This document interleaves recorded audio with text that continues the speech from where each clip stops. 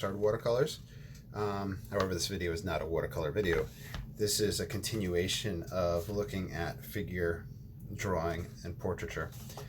So previous videos, I talked about 3 different methods that show up in a book by Bridgman from 3 different historical figures, Michelangelo and then 2 other doctors. Then we made a video going into more detail with Dr. Paul Richard's approach, the 7.5 heads. Like I said, I believe this was the one that I was taught in college, but I don't think it was referred to as this guy, and I don't remember actually seeing this. I remember breaking it down into the heads and then filling everything out between. May have done it, may have not, but that was about 10 or so years ago, so I don't remember that. We just went in, we broke the object up into 7 heads and a half a head. We then broke those into halves to find out where things started lining up. So there's a lot of stuff there. Then, knowing that this is a stagnant figure, we discussed a little bit if we turn the masses and how it would keep that same length. Since I used an inch here, that head would still be an inch right here. From the half down to a full, so that's 1.5 right here. The shoulder to the elbow. Shoulder to the elbow. We saw if we would drop it, we would still have that half and then 1 hole right there. So that's what we talked about in the previous video. So go back and check it out. Now, this is more just for fun. I have 2 or 3 artists that have pretty interesting portraitures, and I think I'm just going to kind of sketch a little bit and just talk about these things. And this is just to build up my skills and also to give you guys ideas on what you want to do on your own. So let me see what I want to use. I think I'll grab this pen for this one. So this is a work of art by Whistler. I believe I had seen this one live, like in person, in the Museum of, Metropolitan Museum, I think is where I saw it. And I really didn't know who Whistler was at the time. But coming back and seeing this one, I was like, yeah, this has to be the one that I saw in person. So this is a Whistler.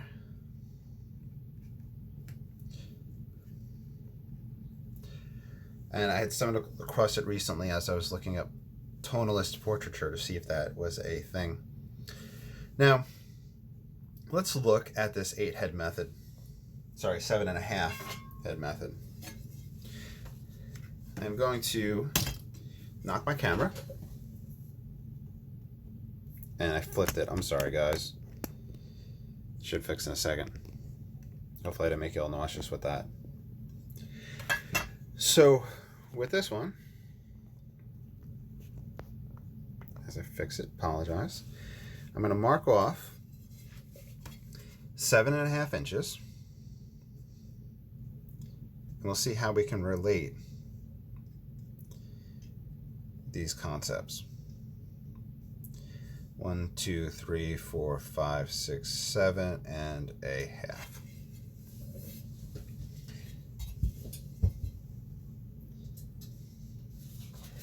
Now, when I did figure drawing, from what I recall,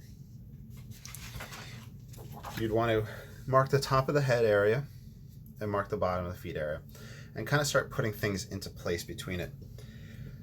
Here, this person is posturing, have 1 foot forward, the head is tilted slightly. So the head would be 1 whole shape here. Since we have a slight tilt, I'm going to make that tilt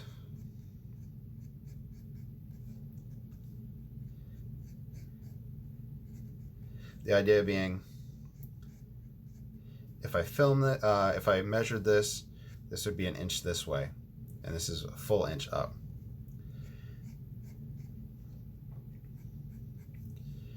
Okay. In future videos, we'll talk about proportion of the head and whatnot, and this is just a rough sketch just to try to get it into place. Halfway down is the shoulder. So neck, we would have the traps here, and the shoulder would turn, right? However, in this one, this shoulder is closer to us. We have a collar, and this shoulder recedes back. So if I make a line between the two shoulders, this one I'm going to raise up because it's closer. This one I'm going to lower down. Whenever you're drawing, we're going to look at this perspective. So this is the top of the head. So it lines up right about here, actually. If I come on this angle, it's about here. Okay. Next, this one is the center of the waist.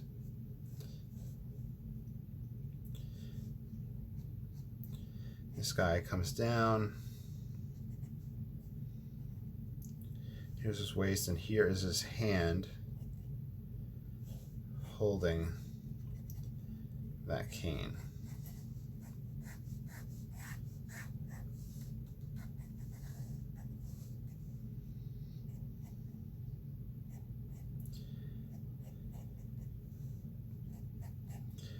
We have this other side coming across.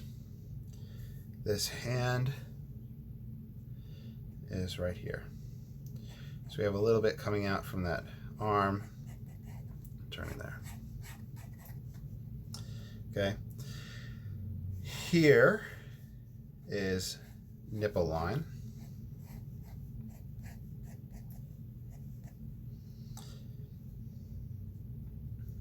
Here is the bottom of the knee. His foot is coming forward. So in this drawing, the heel would be down here. So it looks like we'll have this foot come forward and the back heel be like that. This is the knee. And above the knee is that waistcoat.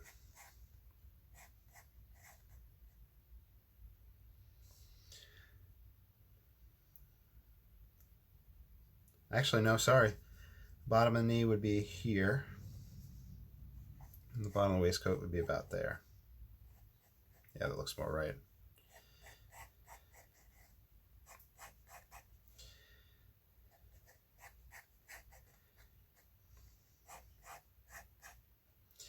Back foot, leg comes out, foot comes forward. And you see how I'm doing these lines on a side? This is to kind of give me that angling that's taking place.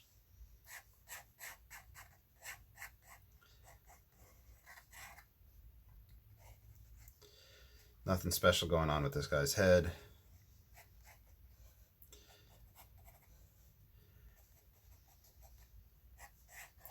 And there we go. So, I mean, this is trying to apply, let's see, trying to apply the 7.5 head method. So it helped us draw this one a little bit. This one was a little interesting, a little bit challenging due to the posture, but we were able to look for a few things, and for the most part I think it looks about in perspective or proportion. Sorry, I think I'm accidentally using those interchangeably.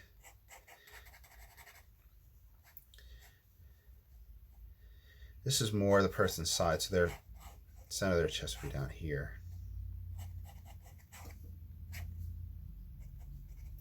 Okay, so let's look for a Boldini.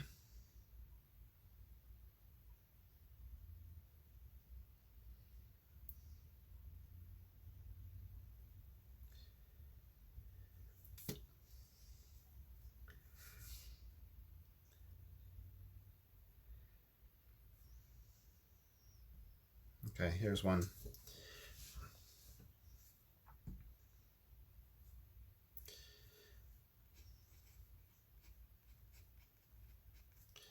And I have my marks here that I can kind of refer back to.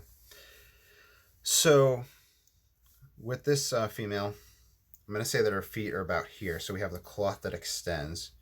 So bottom of the feet, where the top of the head. So this is the marks that we had. And I might have to come back and put more in, but we'll see. Okay. So this one has a head tilt. Head tilted the other way.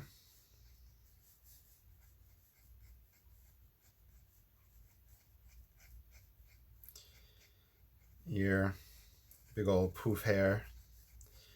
Has it really done up with curls and whatnot. This is just to kind of get the idea of the head. Shoulder is about here. I'm going to use vertical proportion perspective.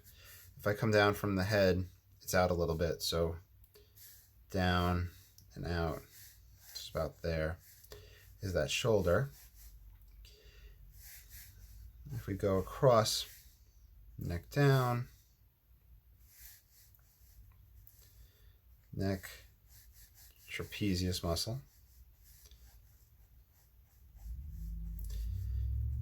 and then she has her other shoulder here. So drawing the line, we have that shoulder. Okay. Next we have elbow. Elbow is, from my notes, in line with the waist. 1, 2, 3. So this is nipple line. So her nipple line would be about here. Waist is right here, belly button. And I'll mark that off. Okay. So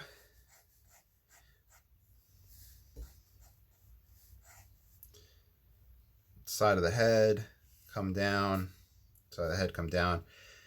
The inside of her dress, where the belly button area would be, about there.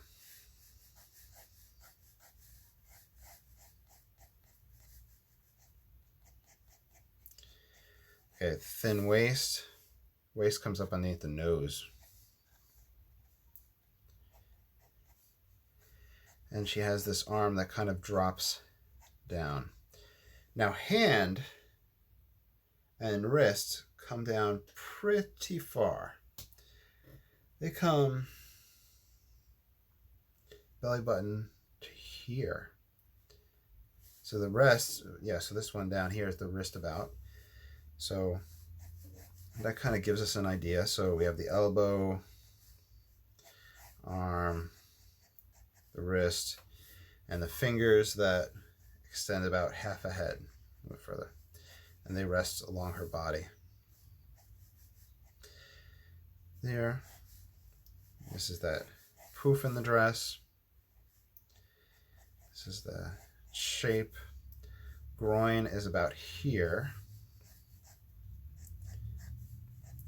Obviously we can't see it with the dress, but the dress is going to sit on these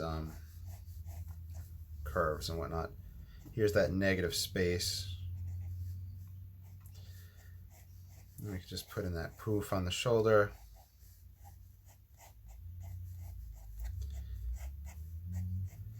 Here's that shoulder bone. Now this arm extends out. So if belly button is here and belly button matches up with elbow, she has this raised and back. It's more drastic than that, I think. We have that flower. Now this arm is straight. From the elbow to the wrist is about one whole head length. So head length, and then it comes out.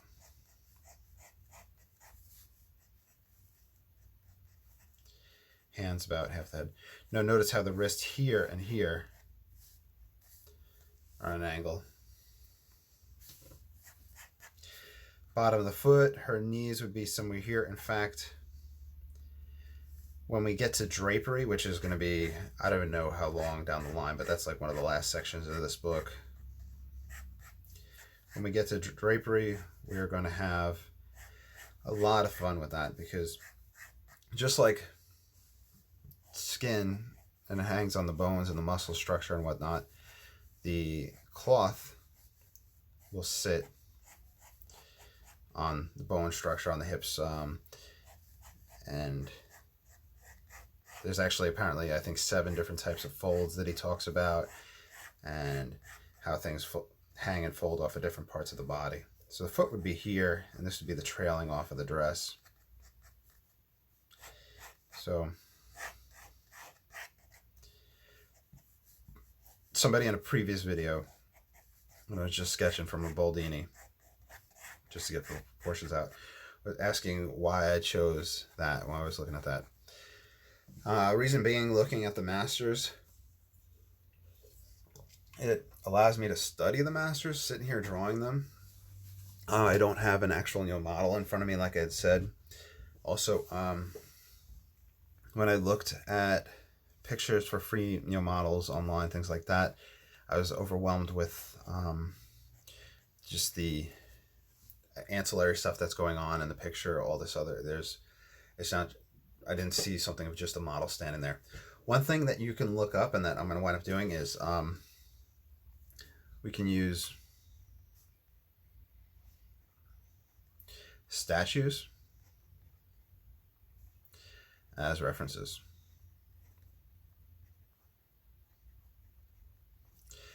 Meaning the marble statues and whatnot are going to be black and white, so they have really interesting tonal values.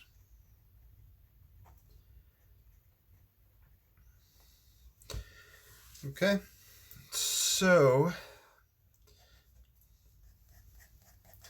I think that is good for today's exploration. Next video, we'll talk about, I'll go through the book. We'll work out the body mass posturing. We're seeing it in these drawings. So we're going to look at those masses moving around. And then eventually we're going to have to look at perspective when objects move towards us or away from us, and how that affects the whole thing. In fact, this shoulder will kind of drop down more, so this one, a little weird. Okay, so I hope you enjoyed, and I'll see you all soon. I think I might do some watercolor painting now. All right, have a great day. Goodbye.